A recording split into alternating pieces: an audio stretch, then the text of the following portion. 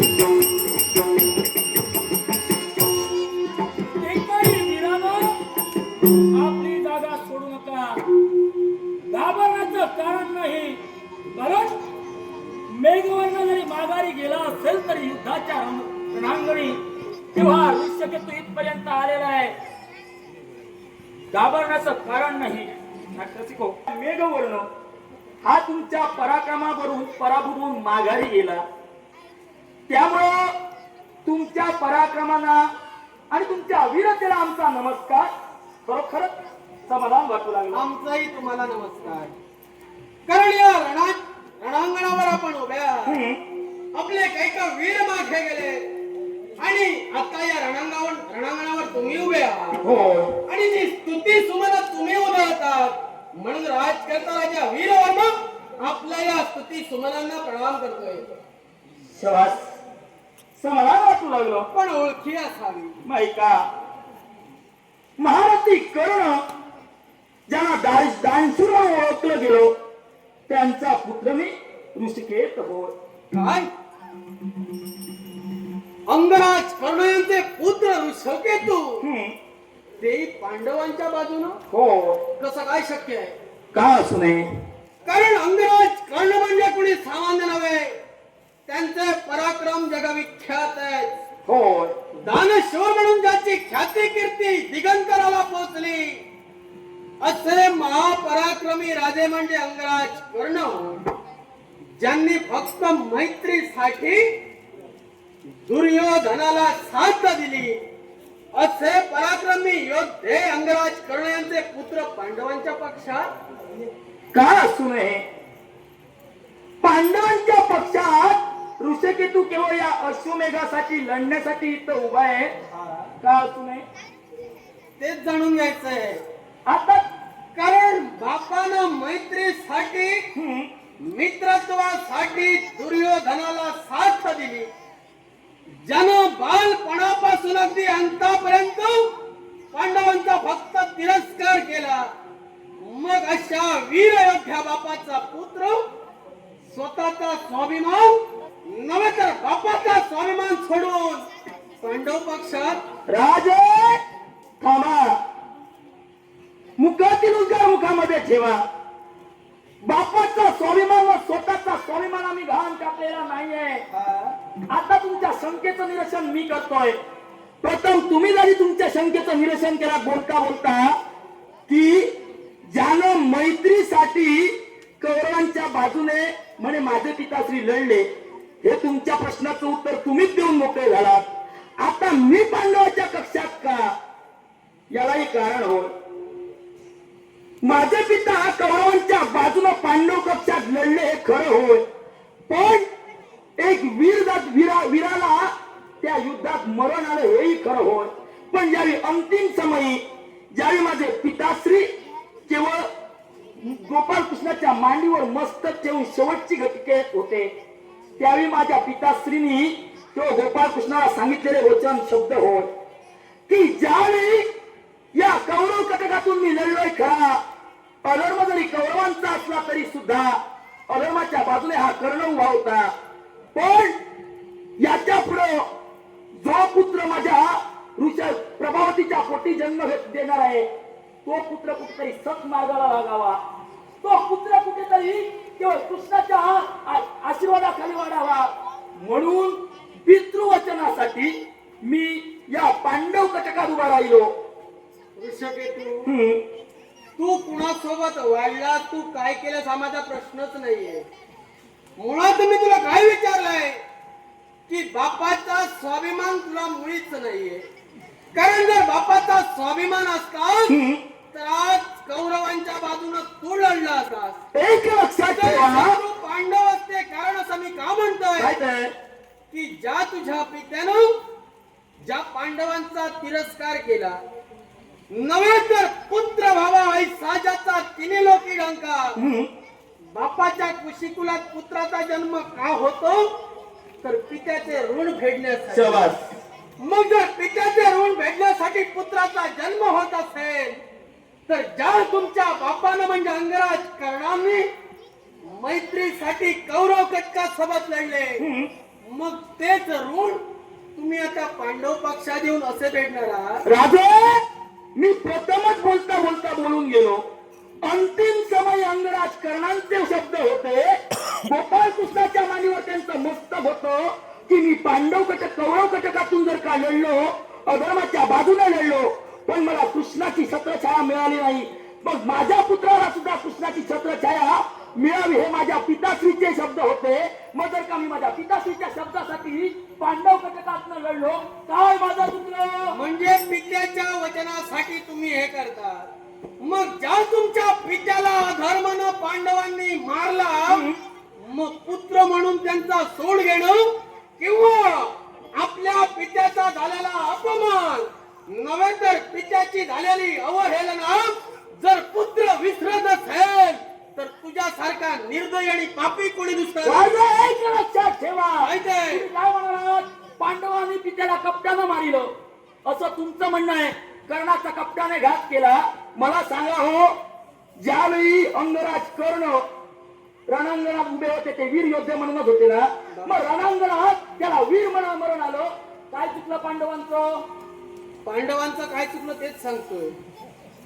एका निक्षत्रियावर शस्त्र चालवणं हा धर्म की अधर्म? एक लक्षात ठेवा. मला फक्त एवढंच सांगा, धर्म काय ते? धर्म की अधर्म? अधर्म होय. अधर्म हो. हो. मग तुमचे पिता म्हणजे अंगराज कर्ण युद्धभूमीवर ज्या कुरुच्या रणभूमीवर उभे होते, जे कौरव कटकाचे सेनापती म्हणून उभे होते, ते निक्षत्रिय असताना पांडवांनी त्यांचा शेवट केला. म्हणजे ते पांडवांचं अधर्मिक कृत्य होतं. एक लक्षात ठेवा. ज्यावेळी माझे पिताश्री निःशस्त्रीय होते त्यावेळी कर्णराजा अर्जुनाने जेव्हा आपला बाण सोडला, माझे पिताश्री गतप्राण झाले. एक मला सांगा हो, माझे पिताश्री कौरव कटकात होते. अर्जुनाच्या बाजूनं म्हणजे पार्थकाकांच्या बाजूनं गोपाळ कृष्ण तिथं साक्षीदार म्हणून होता. गोपाळ कृष्णांचे शब्द तिथं होते. मग गोपाळ कृष्ण जिथं आहे तिथं पार्थकाका किंवा कोणाकडून अधर्म होऊ शकतो का? हेच तर मला समजावायचंय की आतापर्यंत पांडव फक्त गोपाळ कृष्णाची आज्ञा मानत आले आणि म्हणून हा अश्वमेध सुद्धा चालू आहे. अर्थात जर अश्वमेध तुम्ही चालू केला तर तो तुमच्या गोपाळ कृष्णाच्या आज्ञेवरूनच, त्यांच्याच मार्गदर्शनाचा. मग जर त्यांच्या आज्ञेवरून तुम्ही अश्वमेध यज्ञ चालू करता, मग इतरांना त्रास तुमच्यामुळे का? मला सांगा, क्षत्रिय धर्मात किंवा क्षत्रिय वर्णात अश्वमेध यज्ञ करणं हा त्यांचा धर्म नव्हे का? निश्चितच धर्म आहे. हो ना? हो. मग अश्वमेध यज्ञ केल्यानंतर तो वारू सोडला जातो. त्याचा एक नियम म्हणजे वारू जो कोण बंधन करील तिथं युद्ध हे होणारच आहे. युद्ध झाल्यानंतर बंधन करणारा जर का पराभूत झाला तर ते राज्य त्याचं होतं. मग मला सांगा, जर का आपल्या राज्याचा विस्तार जर का कुणाला वाढवायचा असेल तर तो जर का अश्वमेध यज्ञ करणं धर्म होय, तर अधर्म कसा काय? अधर्मच आहे तो. कसा तो? अश्वमेध का केला गेला? काय ते? का केला गेला? विजयासाठी. पृथ्वी दिग्विजयासाठी. म्हणजे तुम्हाला सत्ताधीश व्हायचं आहे. योग्य आहे? निश्चितच. कारण तो शास्त्रवंताचा धर्म आहे. अरे शास्त्रवंत जर का आपल्या राज्याचा विस्तार वाढवू शकतो, हा जर का धर्म आहे, तर अश्वमेध यज्ञ हा अधर्म कसा? म्हणजे सत्तेसाठी तुम्ही करताय तो धर्म. मग कौरवांनी फक्त सत्तेसाठीच केलं, तो धर्म कसा? मग मला सांगा, त्यातल्या त्यात कौरवांनी फक्त पांडवांना छळलं. आता तुम्ही पूर्ण विश्वाला छळता. राधे, कौरवांपेक्षा अधर्मी पांडव आहे. मग मला सांगा, तुमच्या मताला जर का दुसऱ्याची नाहक हानी होते असं तुम्हाला म्हणायचं आहे, मग मला सांगा, पांडवांनी वारू सोडिला. पांडवांनी वारू सोडिल्यानंतर प्रत्येक राजकर्त्याला धरिला. त्यानुसार जर का वारू सोडल्यानंतर अश्वमेध यज्ञ सोडल्यानंतर तो बंधन केल्यानंतर युद्ध हे होणार आहे प्रत्येक राजकर्त्याला माहीत होतं. मग जर का आपल्या राज्याची हानी होऊ नये, आपल्या राज्यातील कोणाला त्रास होऊ नये याची जर त्या राजकर्त्याला खळबळणारी होती, त्याने अश्वबंधन करायचा नाही. त्याने केवळ पांडवांना सहाय्यासाठी उभं राहावं. तुम्ही पत्रिकेतील मजकूर फोडा. माझ्या कारभार खंडणी सहित मी योद्धा म्हणून तुमच्याकडे का देईल? का म्हणून? पत्रिकेत लिहिलेला मजकूर खोडा. मी तुम्हाला सहाय्य करेन. पत्रिकेत जर अश्वमेधासाठी तुम्हाला सहाय्य हवं असेल तर निश्चितच मग विनंती मला करा. सांगा, तुमच्या विनंतीला मान देऊन आम्ही येऊ, पण वीराला जर दूषण तुम्ही देत असाल तर त्याच वीराची वीरश्री जागृत होऊन तुमचा एक अश्वबंधन लक्षात ठेवा, तुम्ही सांगा खोडा म्हणून आम्ही खोडणारे नव्हे. म्हणजे मग तुम्ही सांगितलं तरण घेऊन शरण या. ऐका, शरण येणारे आम्ही नव्हे. याही प्रश्नात तुमच्या उत्तर देतोय. तुम्ही सांगितलं मजकूर खोडा, ओ ज्येष्ठांच्या आज्ञेखाली केवळ धौम्य ऋषींच्या मार्गदर्शनाखाली, गोपाळकृष्णाच्या मार्गदर्शनाखाली जो मजकूर लिहिला गेला तो खोडण्याचा अधिकार आम्हाला नाही. दुसरी गोष्ट तुम्ही काय म्हणालात, पत्रिकेत मजकूर हा केवळ दातीतून घेऊन शरण येणं असं आहे. मला सांगा, दातीतून घेऊन शरण येणं म्हणजे काय हो? करबाय खंडणी सहित आपलं सर्वस्व जो सत्ताधीश होणार आहे, जो यज्ञ कंकण हाती घेऊन अश्वमेधात बसलाय, त्याला शरण जाणं, आपलं सर्वस्व समर्पित करून नव्हेच तर एखादा मांडलिक बनण्यासारखंच आहे. त्याच्या पलीकडे अजून काही नाही. एक लक्षात ठेवा, हा. अश्वमेध यज्ञात दातीतून घेऊन शरण येणं, यज्ञ म्हटल्यानंतर देवतातीतलं देवतांचं वास्तव्य आलं.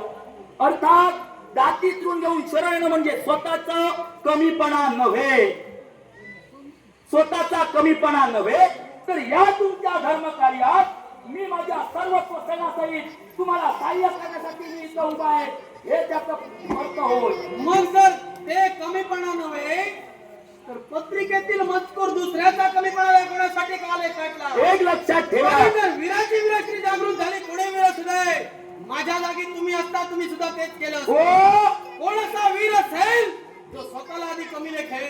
निश्चितच. अरे, जो मनानं हरला तो युद्धभूमीवर काय जिंकणार? निश्चितच प्रत्येकानं स्वतःला कमी लेखू नये, कारण जो तो आपल्या जागी श्रेष्ठ होय आणि त्याचं श्रेष्ठत्व कोणी हिरावून घेऊ शकत नाही.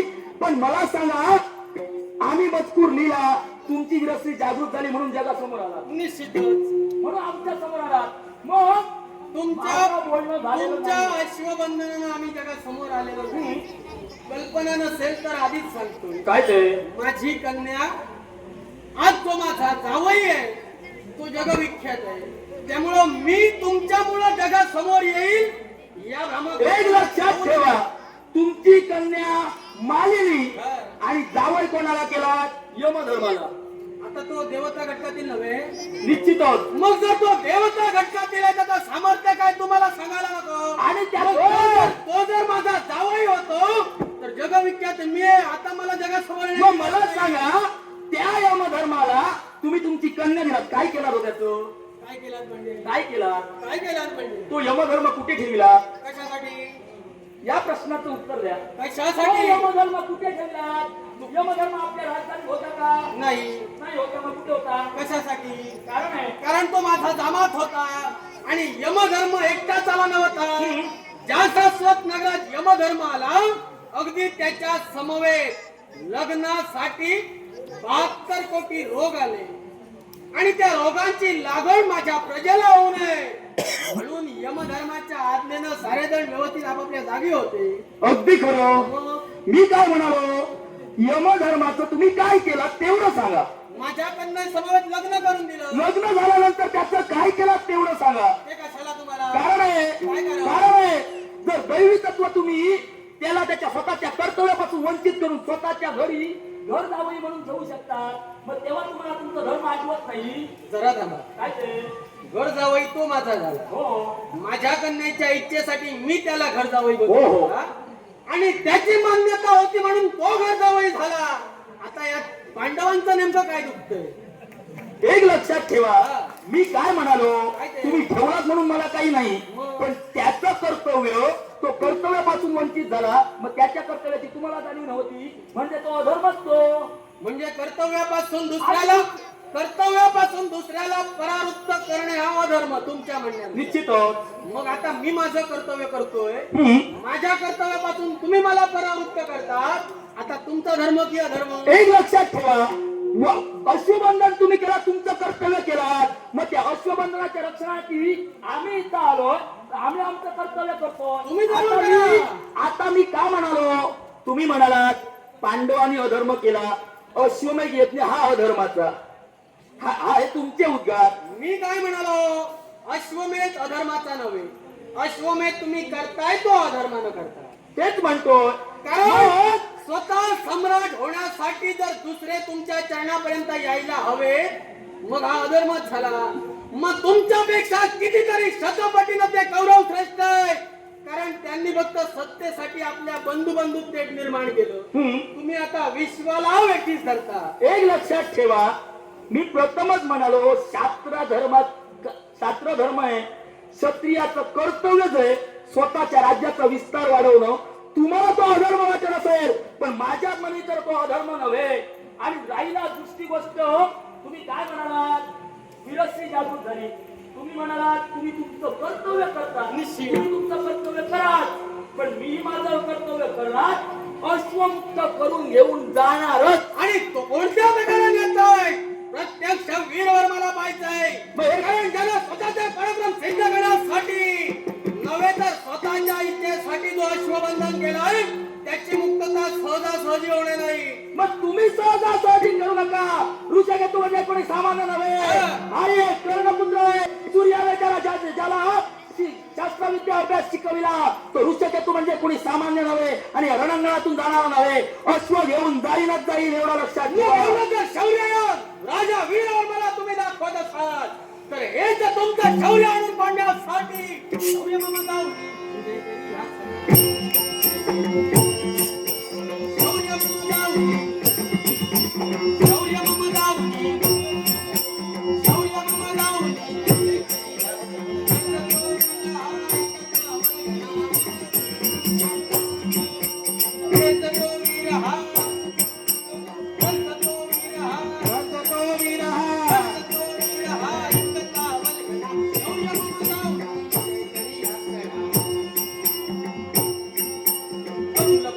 हात भैन